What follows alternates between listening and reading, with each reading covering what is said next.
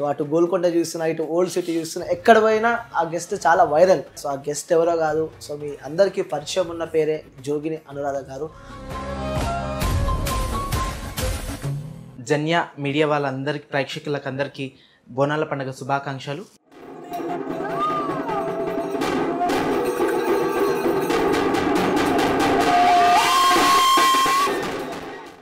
బోనాల టైంలో కూడా మీరు రంగం ఎక్కుతూ ఉంటారు, లైక్ అంటే ఏం జరుగుతుంది, ఏం జరగబోయేది కూడా మీరు ముందే చెప్తూ ఉంటారు. అంటే మీపై దేవుడు వస్తాడు అని చెప్పి కూడా మాకు తెలుసు. కానీ ఆ సందర్భాలు మీకు గుర్తుంటే అసలు అమ్మవారు వచ్చిన తర్వాతనే పచ్చికొండ మీద నిలవడం జరుగుతుంది. ఇప్పుడు మీరు ఇలా జోగినిగా మారారు, శివశక్తి ఎప్పుడు మారాడు, ఏ ఇయర్లో మారారు? నేను జోగినిగా మారి కూడా అంటే జోగిని అప్రాక్సిమేట్లీ ఎన్ని ఇయర్స్ అవుతుంది? 10 years అవుతుంది, 10-11 years అవుతుంది.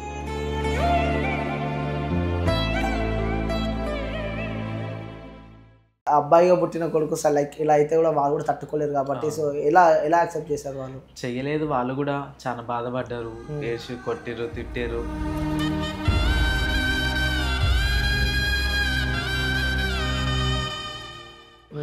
ఎన్నో విధాలుగా నన్ను మార్చాలని, ఎవరికైనా సరే, ఏ అంటే కడుపు అయినా సరే, ఏ కొడుకునైనా ఇట్లా చూడాలని.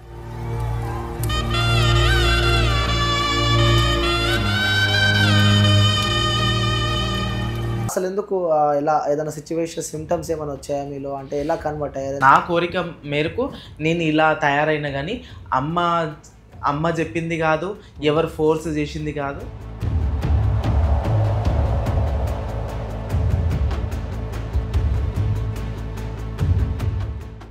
ఇలాంటి కష్టాలు, ఇలాంటి థాట్స్ ఎందుకు దేవుడు ఇలా నన్ను పుట్టించాడు, అసలు ఏంటి నా లైఫ్ ఇదని చెప్పి అఫ్ కోర్స్ బాధపడే ఉంటారు. ఎలా ఉండే మీకు అప్పుడు? చాలా అది బాధాకరం అండి. అంటే ఈ జీవితం ఎవరు ఎత్తొద్దు ఇట్లా.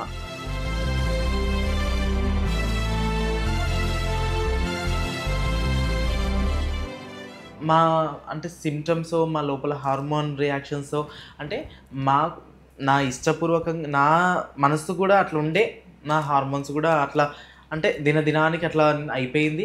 నేను కావాలనుకున్నా చాలా ఇబ్బందులు ఫేస్ చేసిన, చెప్పలేను ఇంకా.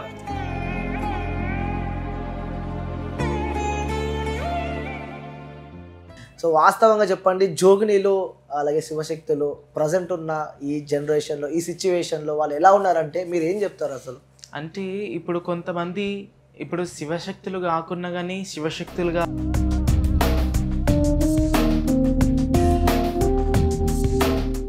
సో ఇంకొకటి నేను విన్నా, మీరు ఒక బేబీని కూడా అడాప్ట్ చేసుకున్నారు.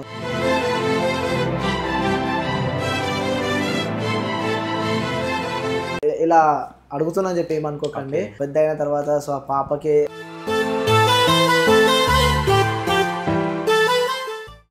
కానీ మగపిల్లలు అట్లా కాదు, ఇంకా ఎక్కడంటే అక్కడ అట్లా ఉంటారు కాబట్టి.